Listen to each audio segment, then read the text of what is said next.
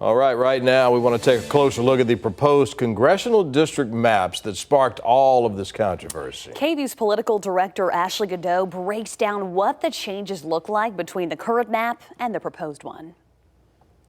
This is the current map and the proposed map. And we heard from the state lawmaker behind the map. He essentially dismissed the argument that redistricting is in response to the DOJ letter, saying Republicans are doing this for partisan gain, and that's completely legal. Political observers note that the changes to the map are likely to turn 5 Democratic districts into Republican districts, which is what the president asked Texas to do. And that includes 1 district in our area. So let's zoom in to take a closer look at the Austin area. This is currently what we're talking about, and we want to focus in on districts 35 and 37.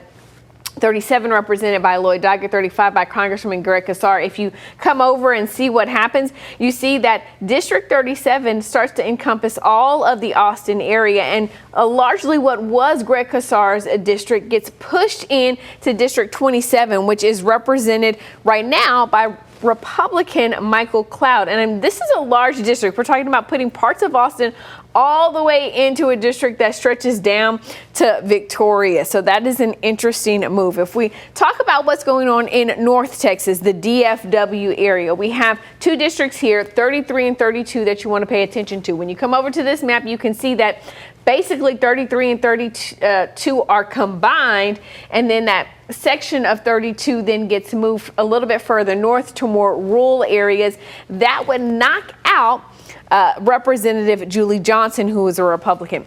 2 potential flips would happen in the Rio Grande Valley, and that's for the districts 28 and 34. They are currently held by Henry Cuellar and Vicente Gonzalez. Each of these, under the proposed maps, each of these districts would extend north a little bit, and they would extend north just enough to include counties that went for President Donald Trump in the last election, significantly went for him, and so that would be the changes there. The last area we want to talk about is the Houston area, where districts 9, 18 and 29 are what come into play. So District 9, which right now is represented by Al Green, really would become District 18.